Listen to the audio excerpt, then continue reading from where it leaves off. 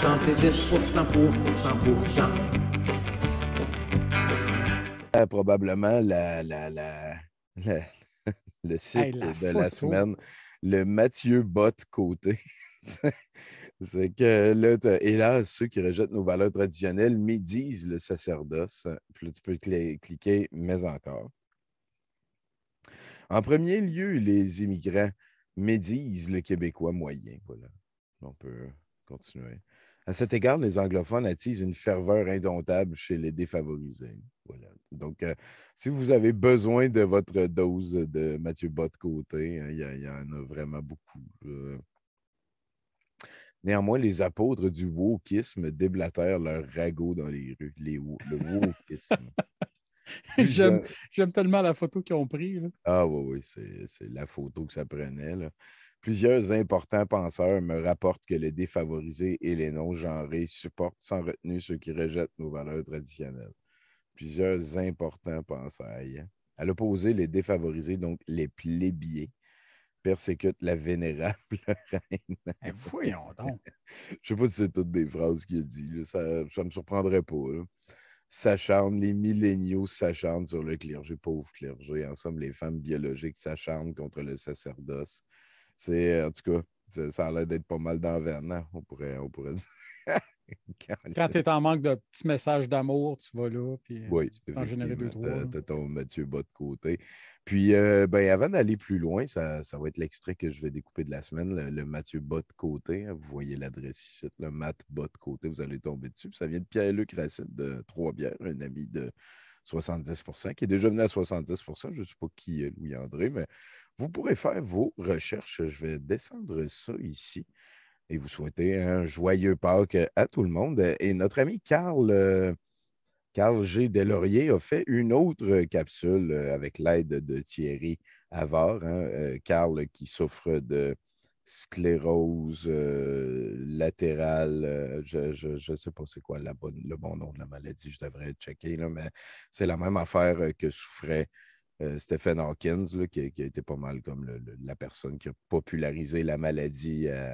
C'est comme la maladie de Lou Gehrig, mais là, c'est la maladie de Stephen Hawkins. C'est quelque chose qui n'a pas l'air facile à vivre, là, on s'entend. Là. Le gars, il n'a plus le contrôle sur aucun de ses muscles, sauf ceux de ses yeux.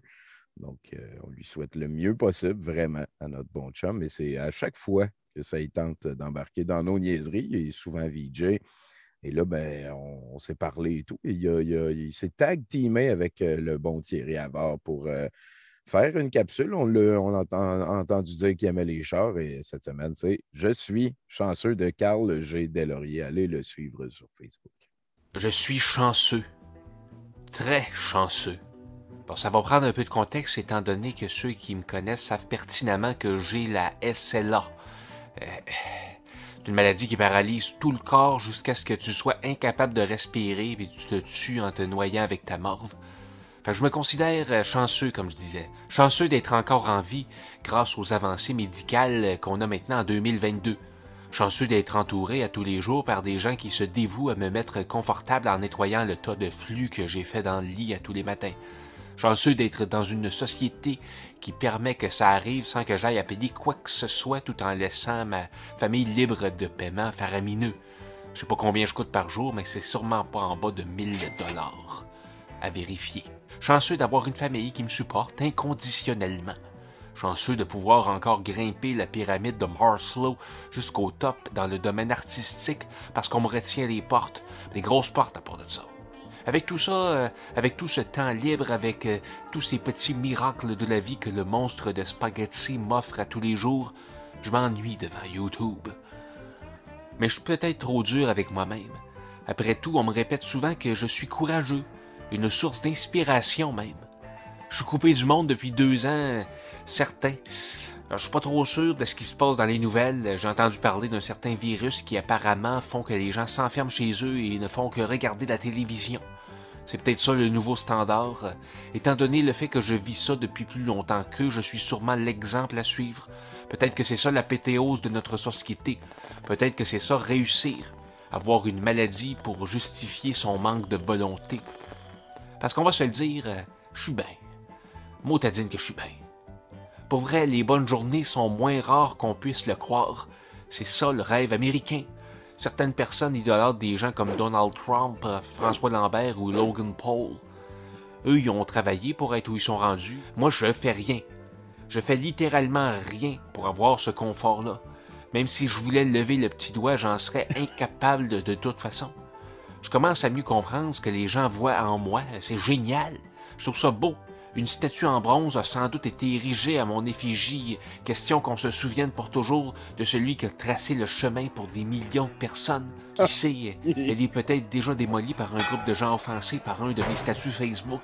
Si on m'en avait parlé avant que tout ça arrive, ça aurait épargné beaucoup de ressources, comme la police, les réparateurs de statues, les bombes lacrymogènes, etc. Pourquoi se donner tout ce mal alors qu'une simple visite au CHSLD ou bien un petit coucou dans ma boîte de réception électronique aurait suffi? J'imagine que l'appel de la barbarie l'emporte sur le dialogue calme et respectueux. Soit peut-être juste jaloux. C'est quand même difficile d'admettre ce genre de choses-là. Carl, je suis jaloux de ton statut, de ta statue et de ton statut... Quoi? Mais c'est pas grave ces choses-là, il faut en parler quand ça nous ronge de l'intérieur comme ça. Sinon je me demande qu'est-ce que j'aurais bien pu dire pour les fâcher de même. J'ai beau fouiller dans mon historique Facebook, puis mis à part quelques railleries insignifiantes, je vois pas. Mais ça prend pas grand-chose pour fâcher une foule de gens. J'ai parlé de jalousie, mais on peut être légitimement blessé. Suffit que je dise quelque chose qui fait de la peine à quelqu'un pour qu'une portion de gens le défendent tout en alimentant leur outrance à coups de sophisme et puis qu'une émeute éclate. Dans ce temps-là, le problème devient plus grand que la cause. En y pensant, je me dis que ça fait peut-être partie du processus d'évolution de l'Homo sapiens sapiens. Il faut passer par là, se tasser du chemin et laisser la nature faire le travail. C'est peut-être comme ça qu'on va enfin finir par avoir la paix dans le monde. Finalement, j'ai accompli plus de choses pour l'humanité que je pensais. Dans quelques jours, je recevrai une lettre du comité des prix Nobel pour mon courage.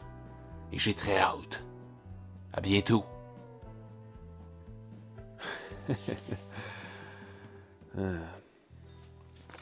Moi aussi, j'ai hâte de te voir avec ton trophée dans les bras, Carl. C'est sûr et certain, je vais être devant la télévision quand tu vas recevoir ton prix. Tu peux compter sur moi. Très bon job de montage de notre Ben ami oui. Thierry Havard. Allez voir ça.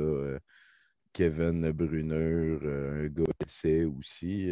Très beau texte aussi de Carl Deslauriers. Bon travail et joyeuse Pâques, tout le monde. C'est assez touchant. 70% pour 100%.